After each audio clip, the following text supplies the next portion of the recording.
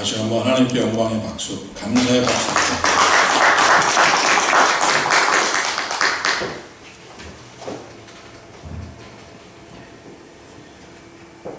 지난주가 주님께서 부활하신 지 50일째 되는 오순절이자 승천하신 지 10일째 되는 성령 강림절, 오순절 마가의 다락방에 임하신 성령 강림절이었습니다. 오늘은 삼위일체의 주일입니다. 성부 하나님, 성자 하나님, 성령 하나님, Father, Son, and Holy Spirit. 이 세 분, 이 삼위께서는 한 분이라는 삼위일체를 기념하는 주일입니다. 삼위일체라는 이 단어인 이 트리니티는 성경에 나와 있는 말씀들을 종합해서 그 말씀의 바탕 위에 나온 신앙 고백으로 교리상으로 만들어진 단어이지 성경에는 나오지 않는 단어입니다.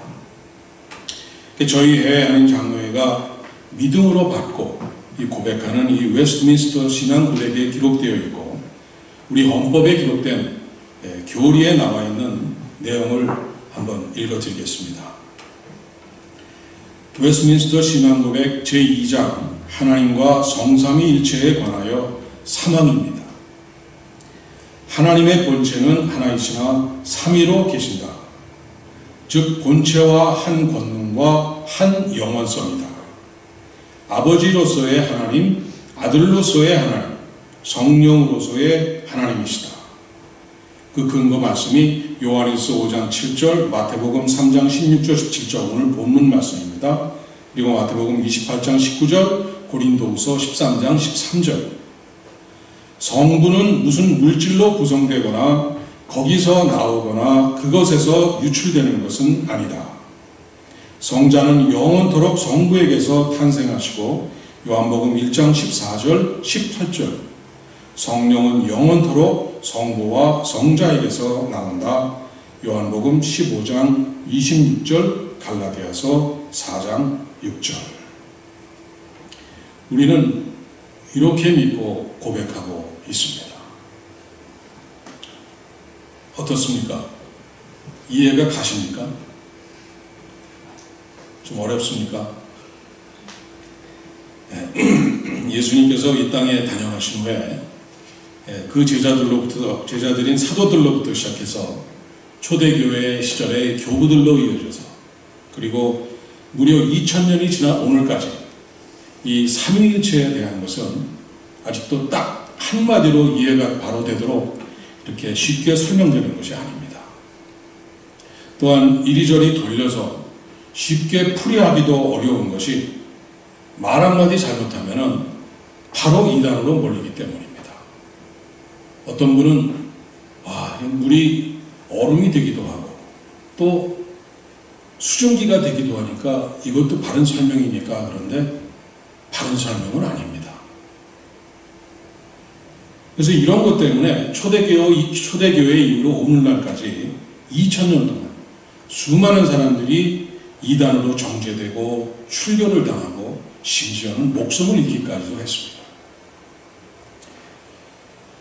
여러분들이 하나님과 예수님에 대해서는 그래도 어느 정도 알고 계십니다. 하나님은 스스로 계시는 분이시며 천지 만물을 창조하시고 다스리는 분이십니다. 그리고 우리를 사랑하셔서 우리의 죄를 사하기 위하여 아들 예수님을 이 땅에 보내신 분입니다. 또한 예수님은 우리를 위해 인간의 몸을 입고 이 땅에 오셔서 십자가에 달려서 우리 죄를 사해 주신 그런 분이십니다. 여기까지는 저희들이 대강 알고 있습니다. 근데 지금서부터가 문제입니다. 그런데 성령님, 그러면은 알 것도 같고 모를 것도 같고 그런 분들이 혹시 계신지 모르겠습니다. 어디에 계신 분인지 무엇을 하시는 분인지 아주 선명하게 윤곽이 잡히질 않습니다. 창세기 1장에 기록된 창조 기사를 보면은 하나님께서 저희 사람을 만드실 때 이렇게 써 있습니다. 하나님이 이르시되 우리의 형상을 따라 우리의 모양대로 우리가 사람을 만들 거라고 말씀하셨습니다. 이 우리라는 단수가 아닌 복수 단어를 사용하셨습니다. 또한 이 바벨탑 사건 때에도 우리가 내려가서 거기서 그들의 언어를 혼잡하게 하여 라고 말씀하셨습니다. 여기서도 역시 하나님은 우리라는 복수로 말씀하십니다. 그렇다면 하나님은 한 분이 아니라는 말씀입니다. 성경은 하나님에 대해서 성부, 즉 아버지 하나님, 성자, 즉 아들 하나님, 그리고 성령 하나님 세 분이 계시다고 말씀합니다. 성부 하나님은 성자 하나님을 이 세상에 보내신 분입니다. 이때 성부 하나님은 하늘에 계셨고 성자 하나님은 땅에 계셨습니다. 그리고 성자 하나님은 겟세마네 동산에서 성부 하나님을 향해서 내 아버지요, 만일 할만하시거든 이 잔을 내게서 지나가게 하시옵소서 하면서 간절하게 기도했습니다. 십자가를 지지 않게 해달라고 기도했던 것입니다. 성부 하나님은 성자 하나님이 십자가를 지기를 바라셨고, 그런데 성자 하나님은 십자가 지는 것을 원하지 않으셨습니다. 그러나 결국은 나의 원대로 마옵시고 아버지의 원대로 하옵소서 하시면서 순종하셨습니다. 이 두 분은 다른 인격체를 갖고 계셨기 때문에 서로 뜻이 달랐음을 분명하게 말씀하고 보여주고 계십니다. 또한 히브리서 12장 2절은 이렇게 말씀합니다. 믿음의 주요 또 온전하게 하시는 이인 예수를 바라보자. 그는 그 앞에 있는 기쁨을 위하여 십자가를 참으사 부끄러움을 개의치 아니하시더니 하나님 보좌 우편에 앉으셨느니라. 하나님이 앉으시는 보좌가 있고 예수님이 앉으시는 보좌가 따로 있다고 말씀합니다. 분명히 서로 다른 인격체로서 다른 자리에 앉아 계시다는 그런 말씀입니다. 그리고 성령 하나님은 성자 하나님께서 부활하시고 승천하신 후에 우리를 돕기 위해서 이 땅에 오신 하나님이십니다. 요한복음 14장 16절에서 예수님은 내가 아버지께 구하겠으니 그가 또 다른 보혜사를 너희에게 주사 영원토록 너희와 함께 있게 하리니 말씀하셨습니다. 성령을 가리켜서 또 다른 보혜사라고 했습니다. 여기서 보혜사라는 것은 돕는 분이라는 뜻입니다. 그러니까 예수님은 하늘로 올라가시고 그 대신에 또 다른 돕는 분이 하늘로부터 우리에게 오셔서 영원토록 함께 계신다고 약속하신 것입니다. 그래서 성자 하나님은 지금 하늘에 계시고 성령 하나님은 이 땅에 계십니다. 이처럼 성경은 하나님, 예수님, 성령님이 서로 다른 인격체를 가지신 세 분이라는 것을 말씀하고 있는 것입니다. 그러면 삼위일체 주일까지 제정한 우리 기독교의 교리가 말하는 삼위일체는 무슨 뜻입니까? 삼위일체는 문자 그대로 세 분이 각각 이시지만 한 분이라는 뜻입니다. 성부 하나님, 성자 하나님, 성령 하나님 이 세 분이 본질적으로 같은 분이라는 뜻입니다.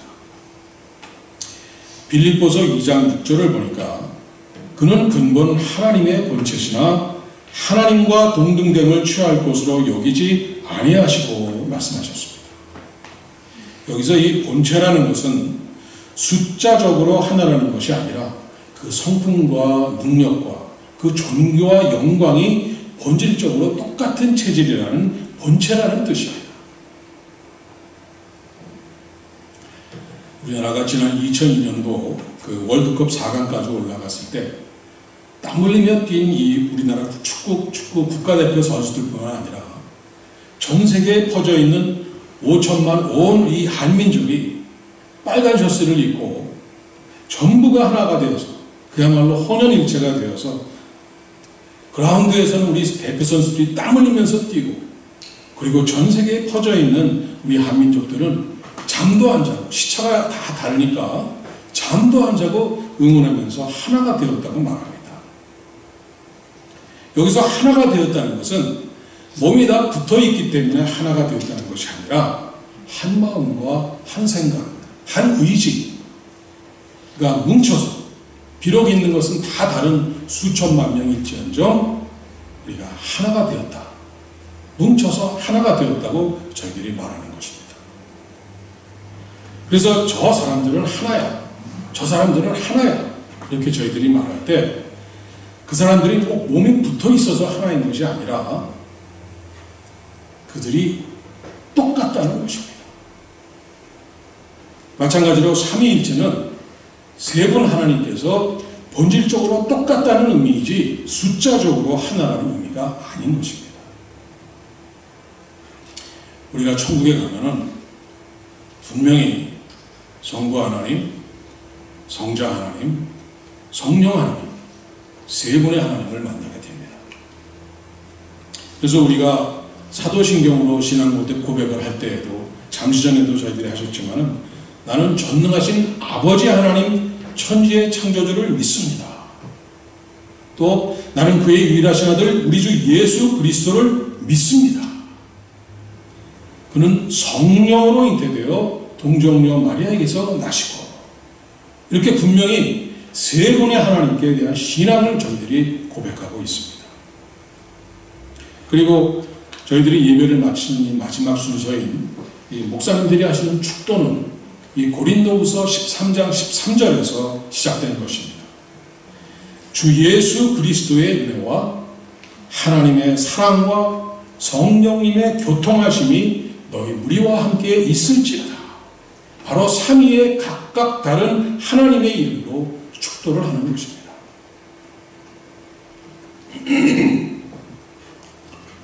어떻게 좀 이해가 되시고 도움이 되십니까? 여러분의 머리가 지금 한참 저를 따라오고 회전을 하시는데 좀 어려움이 없으셨으리라고 저는 믿습니다. 그러나 우리의 믿음은 성경을 근거로 해야 됩니다. 저희들 마음대로 생각하고 마음대로 믿는 것이 아닙니다. 성경은 분명히 하나님을 성부 하나님, 성자 하나님, 성령 하나님으로 구분해서 말씀하시고 계십니다. 또한 우리가 믿는 모든 교리의 기초인 이 웨스트민스터 이 신앙 고백은 하나님을 three persons, 즉 세 분의 인격체 삼위라고 분명히 규정하고 있습니다. 이 삼위일체에 대한 것은 이 신학교에서도 한 학기를 다 배워도 모자라는 것입니다. 그러나 여러분들도 아셔야만 합니다. 오늘 삼위일체주의라 제가 조금 설명을 드렸습니다만은 여러분들께서 이것을 분명히 알고 계셔야만 합니다. 오늘 현재에도 존재하고 내일과 장차 끊임없이 우리 믿는 자들을 넘어뜨리고 쓰러뜨리기 위해서 어떤 거짓과 어떤 모양으로 나타날지 모르는 이단들과 이 양의 탈을 쓴 마귀인 거짓 목자와 거짓 영들을 분별할 수 있어야 되는 것입니다. 우리 요한일서 4장 1절에서 3절 한 목소리 한번 읽어보시겠습니다. 요한일서 4장 1절서부터 3절입니다. 사랑하는 자들아, 영을 다 믿지 말고 오직 영들이 하나님께 속하였나 분별하라. 많은 거짓 선지자가 세상에 나왔습니다. 이로써 너희가 하나님의 영을 알지니 곧 예수 그리스도께서 육체로 오신 것을 시인하는 영마다 하나님께 속한 것이요 예수를 시인하지 아니하는 영마다 하나님께 속한 것이 아니니 이것이 곧 적그리스도의 영이니라. 오리라 한 말을 너희가 들었거니와 지금 벌써 세상에 있느니라. 이 초대교회 시절에도 이미 이단들이 교회에 들어와서 활개를 치고 교회 분열을 초래하고 있었기 때문에 이 사도 요한은 요한일서를 써서 성도들의 하여금 영적 분별력을 가질 것을 이렇게 촉구하고 있는 것입니다. 거짓 선지자가 세상에 나왔다고 선언합니다. 바로 오늘의 세상에 있다고 사도 요한은 외치고 있습니다. 이것은 2000년 전보다 우리가 지금 살고 있는 이 21세기의 오늘은 더욱 심각하고 더욱 교묘하고 더욱 분별하기가 어렵습니다. 우리는 깨어서 분명히 알고 분별할 수 있어야만 합니다. 삼위일체에 대해서 분명히 알고 도우시는 하나님의 영, 성령님으로 충만해서 저희들이 이겨내야만 하는 것입니다. 오순절 마가의 다락방에 강림하셨던 성령님께서는 오늘도 동일하게 역사하시고 계십니다. 오늘 우리가 예배드리고 있는 이 교회 안에도 성령께서 역사하시고 계십니다. 여러분 한 사람 한 사람 마음속에서도 지금 성령께서는 함께하고 계십니다. 우리는 그 옛날 아브라함이나 모세같이 하나님을 직접 만나면서 대면해서 기도할 수 없습니다. 우리는 예수님의 제자처럼 인간의 몸을 입고 오시는 그 예수님을 눈으로 볼 수가 없습니다. 그러나 우리는 우리 안에 계신 성령님의 음성을 우리는 오늘 들을 수가 있습니다. 성령님은 지금 이 시간에도 우리 안에 계셔서 우리의 믿음을 잃지 않도록 믿음을 세워주려고 지금 도와주고 계십니다. 고린도전서 12장 3절에는 성령으로 아니하고는 누구든지 예수를 주시라 할 수 없느니라 말씀했습니다. 대단히 중요한 말씀입니다. 여러분들이 예수님께서 내 구주가 되신다고 이 고백한다는 것은 사실 기적 중에 기적입니다. 한번 생각해 보시기 바랍니다. 예수님은 2000년 전에 사셨던 분입니다. 그리고 로마 사람들에게는 예수님은 정치범이고 유대인들에게는 신성모독죄로 해서 사형을 당한 죄인입니다. 그런데 오늘 우리는 그분을 하나님의 아들로 믿고 있습니다.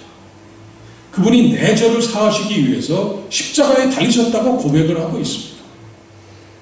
그리고 그분을 나의 구주로 고백을 합니다. 이것은 도저히 있을 수가 없는 일입니다.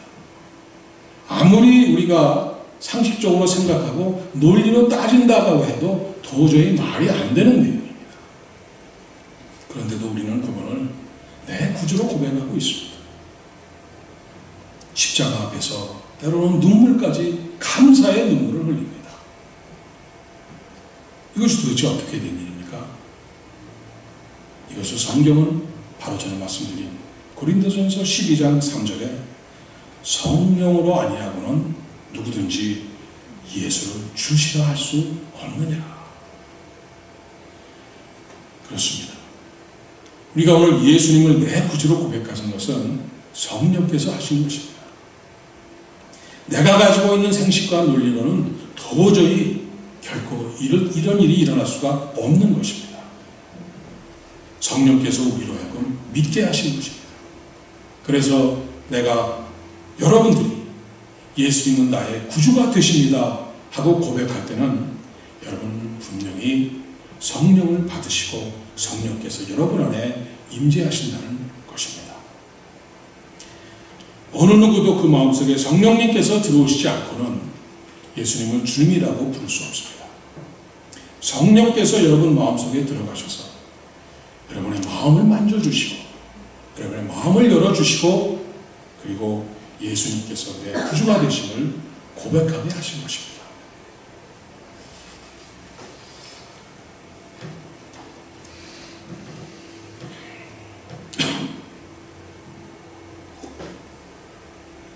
그럼 제가 여기서 한 가지 질문을 하나 드리겠습니다. 여러분이 처음 예수를 믿을 때 여러분 마음속에 들어오셨던 그 성령님께서 지금 이 순간에도 여전히 여러분 마음속에 계십니까?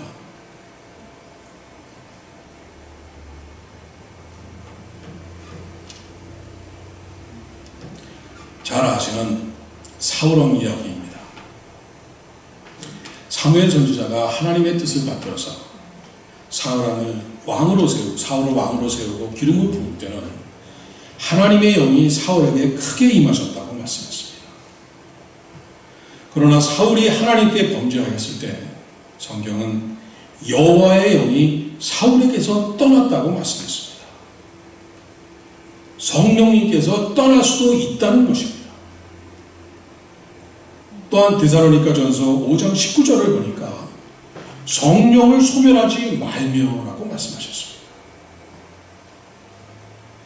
마치 활활 타오르던 불이 꺼져버리듯이 성령이 소멸될 수도 있다고 말씀하시고 있습니다. 성령님께서 여러분 마음에 들어오셨습니다.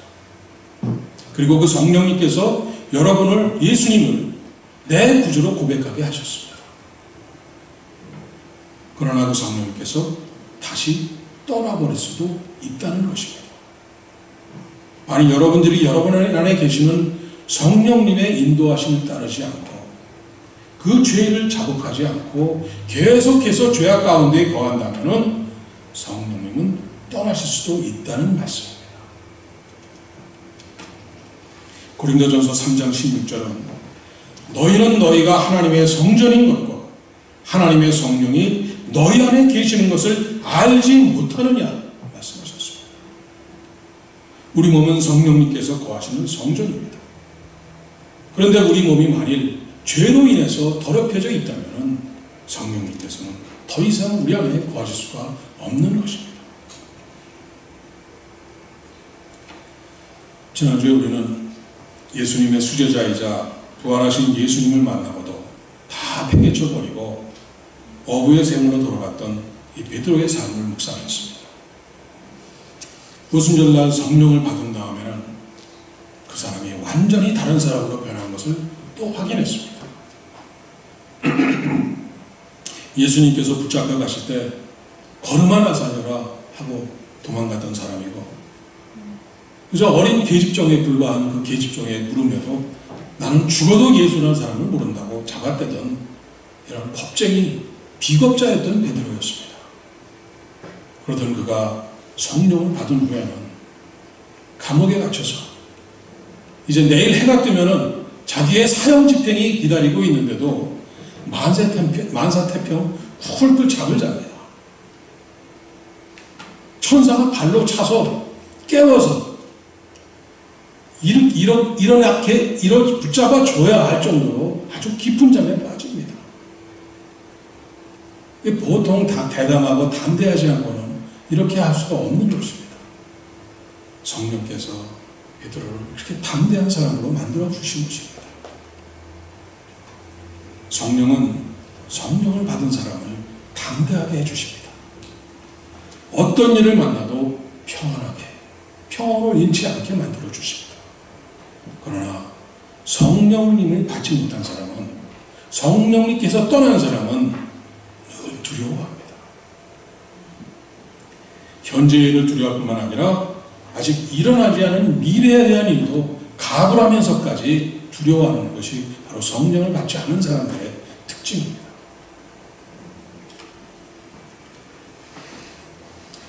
여러분들도 들어보셨을 겁니다. 우리 한국말에 우리 어려울 때, 꼭 필요할 때 만사 제쳐들고 와서 도와줄 수 있는 이런 진실한 친구 3사람만 있으면 그 사람의 인생은 성공한 인생이다. 그런 말 들어보셨죠? 제가 과거에 비즈니스 할 때 그 주위시 유대인 친구들이 많았습니다. 그 중에 한 그 가깝게 지내던 유대인 친구가 한 번은 이런 말을 했습니다. 이 유대인들은 가족이든 친구든 이웃들 중 가까운 사람 중에 3사람만 가까이 두고 이렇게 도움을 받으며 산다면 그 인생은 평안하다는 것입니다. 그 3사람이 누구냐면 닥터, 로이어, 그리고 CPA. 의사, 변호사, 회계사. 이 3사람만 있으면 인생에서 일어날 수 있는 모든 일을 해결해서 행복한 인생을 살 수 있다는 것입니다. 그러면서 자기는 원래 변호사 하다가 그만두고 비즈니스 한 사람이라서 그 변호사 라이선스가 있는 사람이고, 그리고 자기 아들은 CPA라서, 그리고 며느리는 닥터라는 것입니다. 그래서 자기의 인생은 모든 게 다 해결돼가지고 자기는 해피하게 산다는 것입니다. 그러면서 저보고 너는 딸이 셋이 있지 않느냐? 그러니까 사위를 세 사람을 그 직업별로 하나씩 골라서 어떻게 너도 만사형통이다. 저한테 권면을 하더라고요.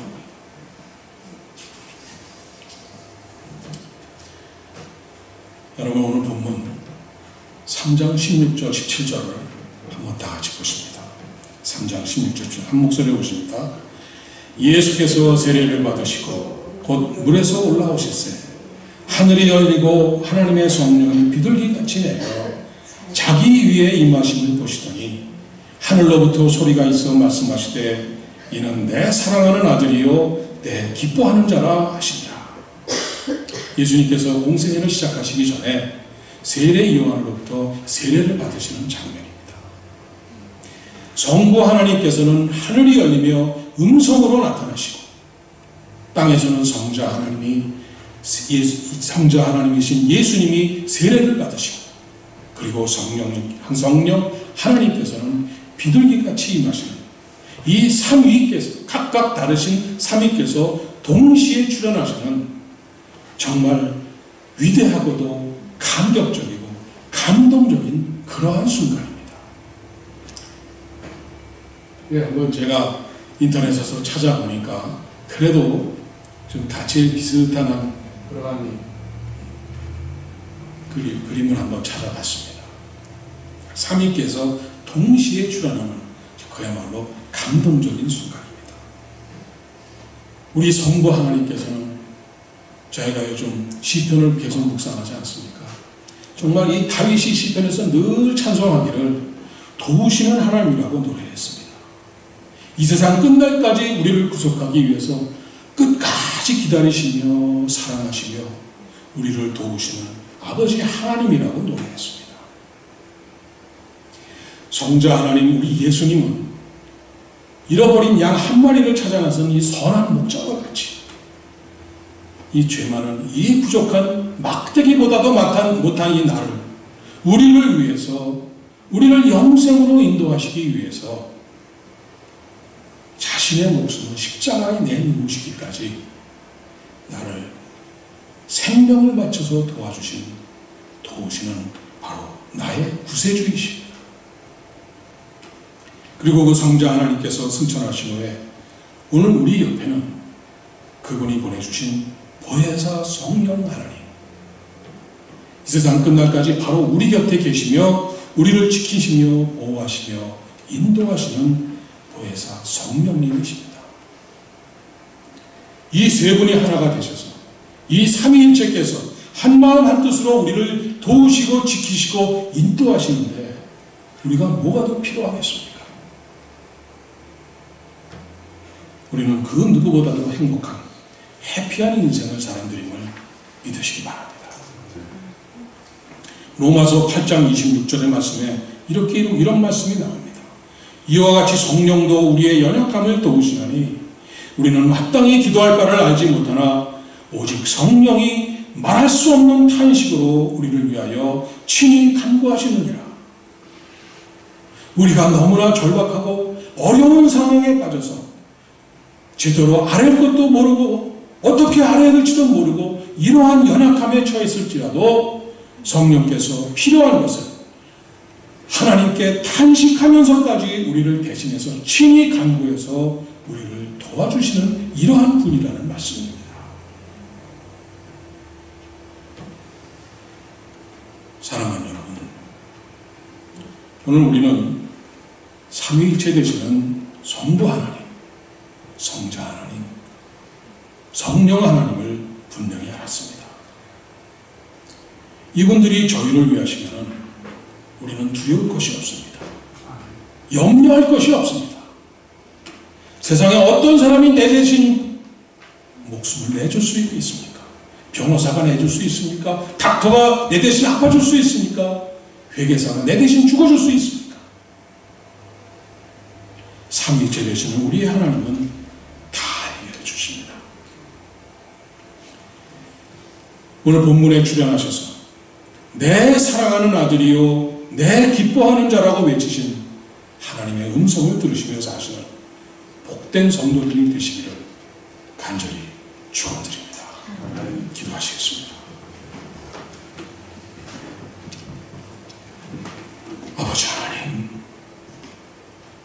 다시 한번 성령 하나님께서 내 안에 임재하셔서 내 인생을 주장하시고 인도하여 주시옵소서. 이 모든 두려움을 몰아내어 주시고 오직 성령의 충만함으로 성령의 열매들을 풍성히 맺으며 살도록 도와주시옵소서.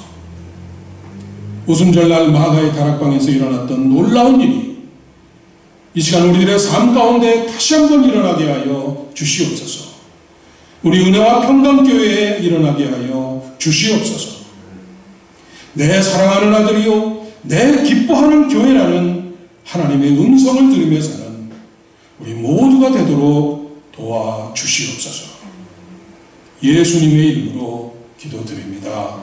아멘.